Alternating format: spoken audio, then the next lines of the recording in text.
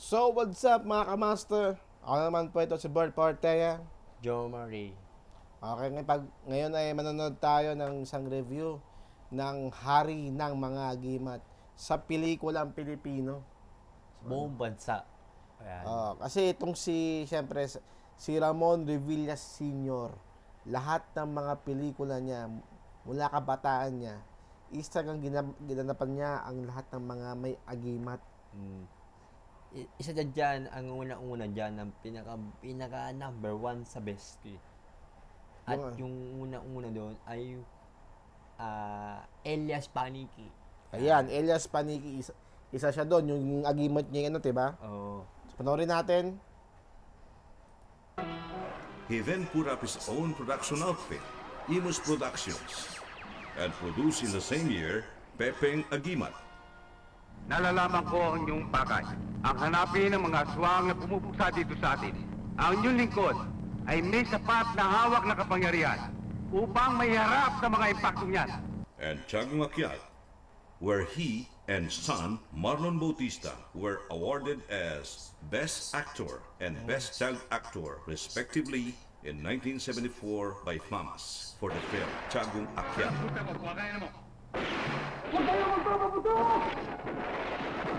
Usually, na-mix niya yung action na may agimat saka fantasy, no? Oo.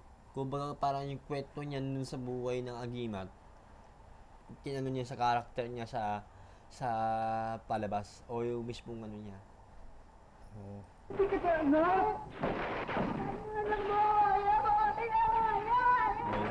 Meron siyang gamit. Mamatay tayo doon. Ito pag hindi ko malik.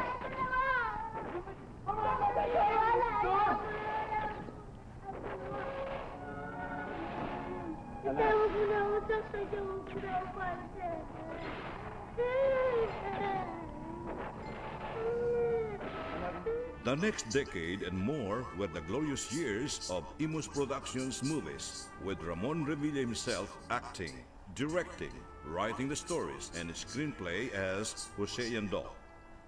The movie classics, Narinig mo yun, no? Sabi, lahat, hindi man lahat, no? Karamihan sa mga pelikula niya, siya ang nag-direct, siyang artista, at siya pa ang nagsulat.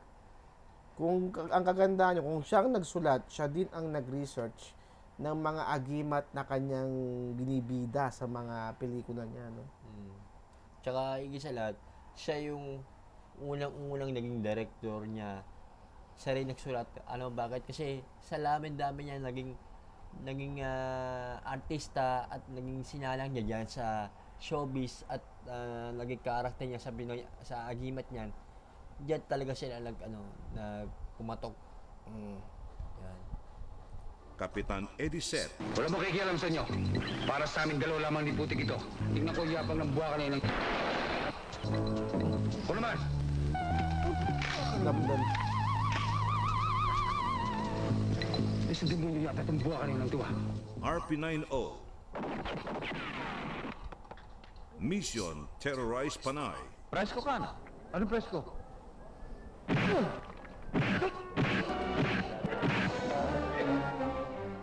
Kapitan Ingo, Domingo.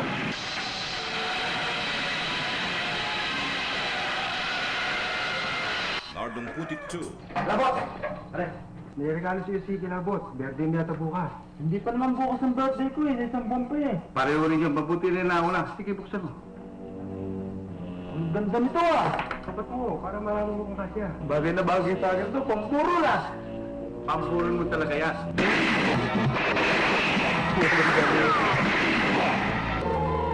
Nakuha kanina ninyo? Bianong Bulag, Pinatay lang naman. Patawad ko, kuya. Anong bulag? Bulag yung isang mata niya, no? Isang agimat na taga-bulag. Bulag siya pero may agimat yan pero yung kapangyarihan niya kalating agimat yun. Ngayon, ang kwento dito sa agimat niyan, meron siyang kapatid na kamukha niya rin niya. May agimat din siya na isang kaparasong nasa kanya. So, pagka nakuha niya yung isang agimat niyang isa sa kapatid niya, hindi niya siya bulak na yun. Yun ang kahinaan ng agimat niya kasi ang agimat, babait, minsan masama, di ba? Alam mo naman yun, di ba? Mga klase. Hindi ako nalaman ko yan. Commander Lawin, asawa ko silang lahat. Ano ba talaga ang gusto mo? Baka nakalimutan mo. Hindi mo maabot ang kalagayan niya kung hindi kita binihisan. Nubi ba ako ng okay makuha mo? Ako isang estudyante. At alam mo naman, ni wala akong pag-ibig sa'yo kahit ganito. Ikaw lamang nagpilit sa sarili mo. Ingrato! Walang yan! Ito ang tandaan mo, Adelpha. Sinusumpa ko sa'yo na kailan pa man hindi na ako tutuntun muli sa tahalang ito. Tonyong Bayawak, Tonyong Bayawak. Kumustahin mo, lelo mo? Kung talagang away ang gusto mo, pagbibigyan kita. lumaban ka, Satanas. Anong lugar ito? Mapalad ka, Mang, at napunta ka rito. Sapagkat hindi lahat ay tinatanggap namin sa loob ng tahanang ito. Yun lamang ayaw palupig. Sa kasamaan, Pepeng Saklao, Rampador sa dibdib ng Sierra Madre, and Victor Lopez ng Tondo, to name a few. All box office hits that paved to his being crowned as box office king in 1978. In 1986, he ran for Senator of the Philippines as an independent candidate but lost because Ramon Revilla were not counted, as his real name, Jose Bautista, was what was officially printed on the ballots. He again produced movies and made Pepeng Kuryente, Inang kidlat! Sasakay ang mga pangil mo! Bigyan mo ako ng kapangyarihan mo! Inang kidlat! Nandito ako! Yun ba yung kidlat na Yan yung kitlat na puti. Pag nakakuha ka ng isang kitlat mo sa tumama ng biel o yung kapana at makakakuha ka ng ganong klaseng mutya. Pero bibihira lang makakakuha ng mutya ng kitlat na yun dahil yung kitlat na yun tumatama talaga sa puno yun. Yun tinamaan siya. bala dapat kay Chris Cuenca. Kilala mo pa ako? Oo. Si Chris Cuenca ka. Ngayon, gagantihan kita. And in the 1992 elections, he ran again for senator, this time under the Party Lakas LDP coalition. He won as the number 2 senator of the land. He was re-elected senator in the 1998 senatorial elections. Eh na. A silent worker but prolific public servant, Senator Ramon B. Revilla filled more than 1,000 bills at the Senate as principal author and co-author. Amongst his landmark bills that were passed into law are RA 8150, the Public Works and Highways Infrastructure Act of 1995, RA 9165, Dangerous Drugs Act of 2002, RA 8294, Yung mga batas na the ginawa niya, Revilla no? Law, amending Presidential Decree 1866, reducing the prison term for the possession of illegal firearms that benefited Robin Padilla, amendment to the revised Family Code of 1988 in the adoption of the father's name of every child born out of wedlock, and Republic Act 8370, Magna Carta for Child Labor. After his term as senator, he was appointed by then-President Gloria Macapagal Arroyo as chairman of the Philippine Estate Authority up to the present, the agency now known as the Philippine Reclamation Authority. He also played a special role in the movie Agimat, Anting-Anting ni Lolo, produced by his children's movie outfit, Imus Productions Incorporated, that was to be his last. Tuloy kayo. Ang pinunta mo rito ay tungkol sa agimat mo. Ngayon siya ng eremetario niya. Tignan mo yung baon niya. Sapagkat galing Anong klaseng bao yan? Yung baon niya, taga-bulag, 00. may nakalagay sa kanya na sa Tres Pico. Ang agimat ni Lolo. Despite his present physical condition due to a massive heart attack sometime in October 2009, PRA Chairman Ramon B. Revilla today continues to perform his duties religiously, good as new, as his reappointment was confirmed by President Noynoy Aquino. For he is a man of conviction. What he starts, he finishes at all costs. He is as true to his words as to his actions. Yung naknat, diba? Nothing stops him from doing what he thinks is right and best for everyone. A man respected and adored by millions of Filipinos. A man who toiled with blood and sweat to provide his children a good life and education.